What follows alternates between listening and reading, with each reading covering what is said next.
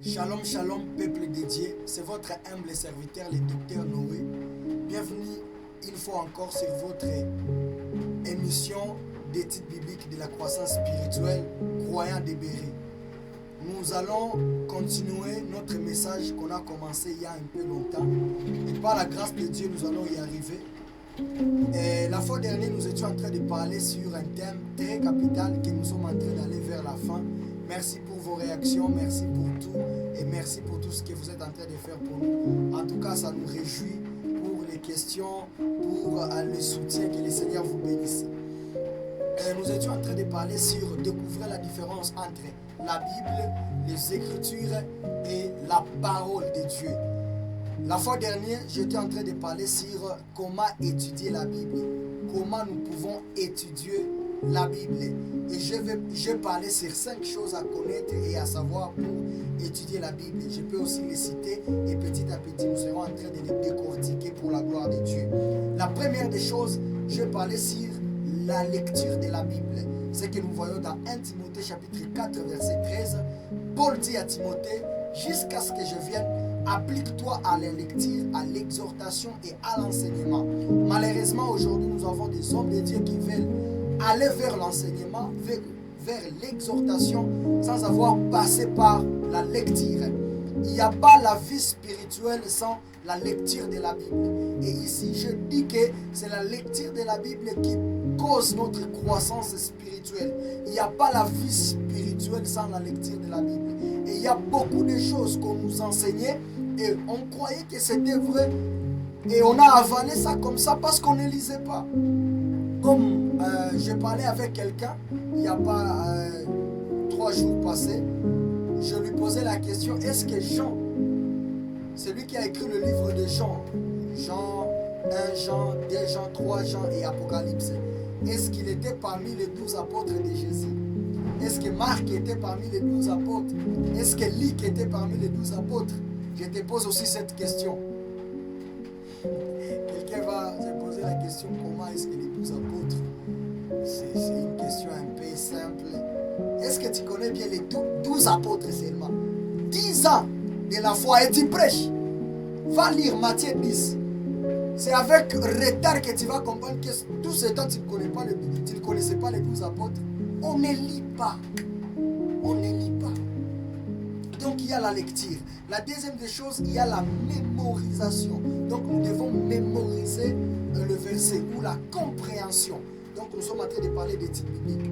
La troisième des choses, c'est l'étude. Nous devons faire une étude de la Bible. Et la quatrième des choses, nous devons la mettre en pratique. Et ici, je vais vraiment expliquer les choses. Et la cinquième des choses, nous devons la diffuser. Autrefois, j'avais parlé sur la lecture, que je vais toucher aussi un peu avant de parler sur la compréhension. La première des choses, quelqu'un m'a aussi posé cette question, quand est-ce que nous devons lire la Bible? La Bible doit être lue chaque jour. C'est le pain quotidien. Chaque jour. Tu n'es pas obligé de faire une longue lecture, mais ça nous donne la facilité de comprendre quand tu le fais chaque jour. Même un seul verset, si tu le fais chaque jour, ça sera une bénédiction et ça t'aidera à comprendre beaucoup de choses. Nous devons aussi faire la lecture réflexive et la lecture d'étude. En fait, la lecture réflexive, c'est ça la lecture pour comprendre. Nous pouvons utiliser la Bible dans ces domaines comme la parole de Dieu. Donc, tu veux connaître la voix de Dieu. Tu veux connaître qu'est-ce que Dieu dit par rapport à ta vie. Quels sont les temps dispensationels. Quelles sont les prophéties bibliques. On appelle ça la lecture réflexive. Et dans cette lecture où la parole de Dieu devient la voix de Dieu ou le canal par lequel Dieu passe pour nous parler. Mais la deuxième des choses, dans la même étude, nous pouvons faire la lecture d'étude. Dans la lecture d'étude, nous pouvons faire l'étude des thèmes. Tu peux choisir un thème de la Bible. Par exemple, la grâce. Tu te poses la question, en théologie, on appelle ça la loi de la première mention. Là où le mot a été utilisé la première fois dans la Bible. Par exemple, la grâce.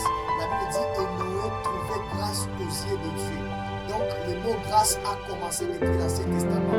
Et tu vois que la Bible dit toutes les pensées de l'homme allaient vers le mal.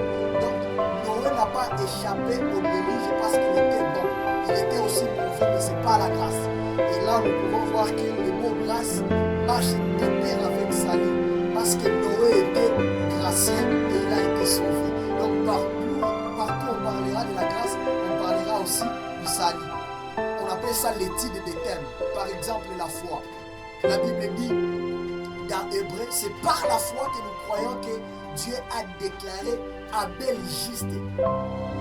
Dieu a agréé les offrandes d'Abel, non pas parce que Abel a donné ce qui était mieux que Caïn, non, mais parce que c'est la foi qui était derrière l'offrande. Et cette foi, la Bible dit la foi vient de ce que nous entendons. Tu commences à faire l'étude des thèmes, tu comprends, avec par exemple la foi. La Bible dit la foi vient de ce que nous entendons. Abel, lui, il a écouté pour avoir la foi. On ne peut pas avoir la foi sans avoir écouté. Donc il y a quelque chose qu'Abel avait écouté. J'ouvre une parenthèse pour dire ceci. Vous allez comprendre avec moi que dans le livre de Genèse, quand Adam a fait le péché, la Bible dit qu'il s'est retrouvé nu. Et quand Dieu est venu vers Adam, Adam avait déjà les habits de faire de figuier sur lui. Mais Dieu a posé à Adam, tu es où? Et Adam a dit à Dieu, je me suis caché parce que je suis nu. La question, est-ce que Adam réellement était nu? Non, Adam n'était pas nu. Adam, il avait déjà le fait de figuier sur lui. C'est ce qu'on appelle maintenant la grâce. Il a accepté sa nature pécheresse. Il a accepté qu'il est mauvais et il ne peut pas être sauvé par ses efforts. On appelle ça la grâce introduite par la foi. Alors quand Adam a engendré Caïn et Abel, Abel a imité la voix d'Adam, mais Caïn a refusé la voix d'Adam. Pourquoi? Parce que Abel, lui, il a cru aussi qu'il est pécheur, non pas parce qu'il a commis des actes de péché, mais parce qu'il est né avec la nature pécheresse. C'est ce que David est en train de dire, ma mère m'a conçu dans le péché.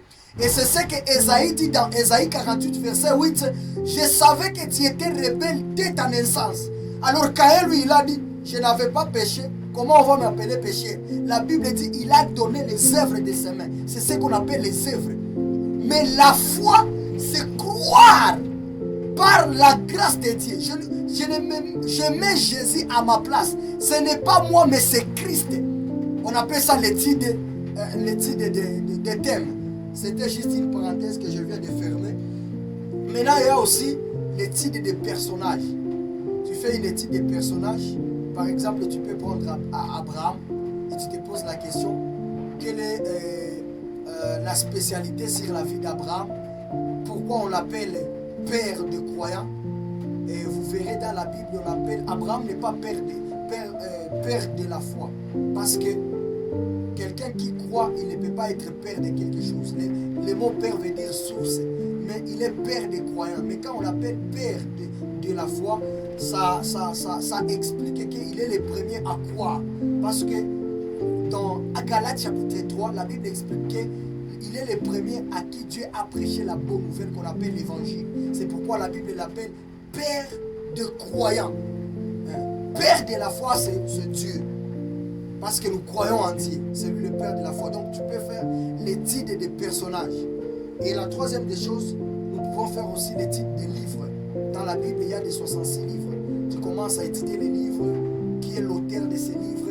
Ces livres nous parlent de quoi? Par exemple, le livre de Genèse, c'est un livre qui ne nous parle pas des lois, mais c'est un livre qui nous raconte ce qui s'est passé. Nulle part où Dieu a autorisé, comment on appelle ça encore? Le fait d'avoir plusieurs femmes. En fait, j'oublie un peu les mots. J'oublie un peu les mots, mais vous allez comprendre. Nulle part, mais vous allez voir que Abraham avait pris une femme étrangère. La Bible dit, nulle part où Dieu avait dit à Abraham, je n'aime pas ça. Parce que c'est un livre qui nous raconte ce qui s'est passé. Et c'était une coutume qui se faisait en Égypte. Parce que quand Abraham est descendu en Égypte, c'est quand il a pris Agar là-bas. Et beaucoup de gens veulent être pour avec cette doctrine. Et nous allons voir, toute la vie d'Abraham a été détruite à cause de ce qu'il a fait en Égypte. Donc Dieu n'était pas pour. Il y a beaucoup de choses qui sont passées dans le livre de Genèse que Dieu n'a rien dit, mais il a laissé que les Écritures nous enseignent. C'est là où la Bible dit, la nature elle-même ne vous enseigne-t-elle pas?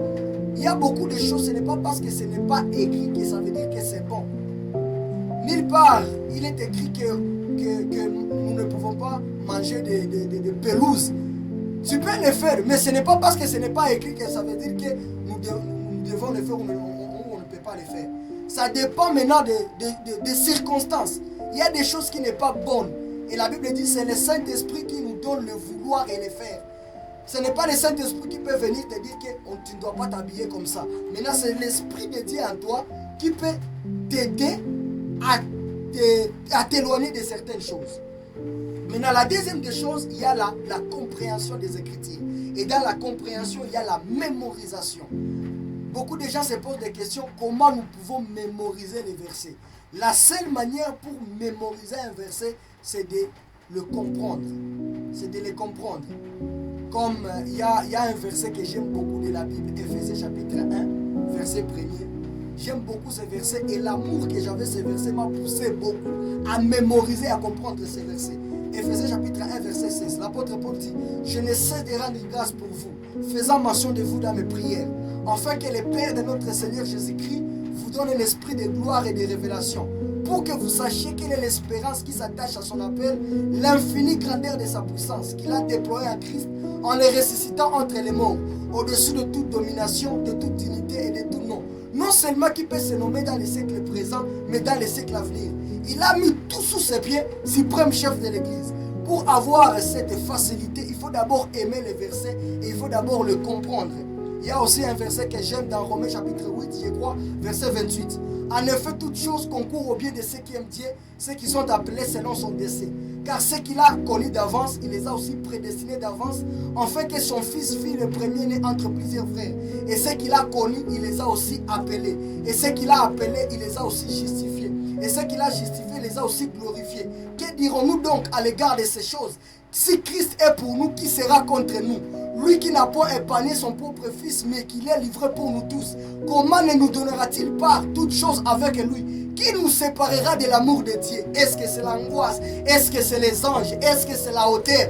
Rien d'autre ne peut pas nous séparer de l'amour de Dieu. C'est l'amour qui m'a poussé à comprendre ces versets. Il y a aussi Jean 1:1. Au commencement était la parole. La parole était avec Dieu et la parole était Dieu. Elle était au commencement avec Dieu. Toutes choses ont été faites par elle. Et rien de ce qui a été fait n'a été fait sans elle. En elle était la vie et la vie était la lumière des hommes. La lumière lui dans les ténèbres. Il y a un homme envoyé de Dieu, son nom était Jean, mais il n'était pas la véritable lumière. Il est venu pour rendre témoignage à la lumière. Mais la Bible dit, elle est venue chez nous, il est venu chez les siens, mais les siens ne l'ont pas accueilli. Mais à tous ceux qui l'ont reçu, il leur a donné le pouvoir de devenir enfants de Dieu. Verset 14. Et la parole a été faite chair, pleine de grâce et de vérité. Et nous avons contemplé sa gloire comme la gloire du Fils venu du Père. Donc, pour comprendre et mémoriser les versets, premièrement, c'est l'amour et la compréhension des Écritures. Alors que le Seigneur vous bénisse. J'espère qu'avec ces émissions, vous allez aussi commencer à les faire. J'espère que c'est bon. Quand tu les cites comme ça, l'Éternel est mon berger, je ne manquerai de rien. Il me fait reposer dans les verts pâtirages. Il me dirige près des eaux paisibles. Il restaure mon âme. Il me conduit dans les sentiers de la justice à cause de son nom. Quand je marche dans la vallée de l'ombre de la mort, je ne crains aucun mal, car tu es avec moi. Ta houlette et ton bâton me rassurent. Tu traites devant moi une table en face de mes adversaires. Tu conduis ma tête et ma coupe déborde. Oui, le bonheur et la grâce m'accompagneront tous les jours de ma vie et j'habiterai dans la maison de l'Éternel jusqu'à la fin de mes jours. C'était une manière où j'étais aussi en train de prier pour vous. Que le Seigneur vous bénisse. À la prochaine. Amen.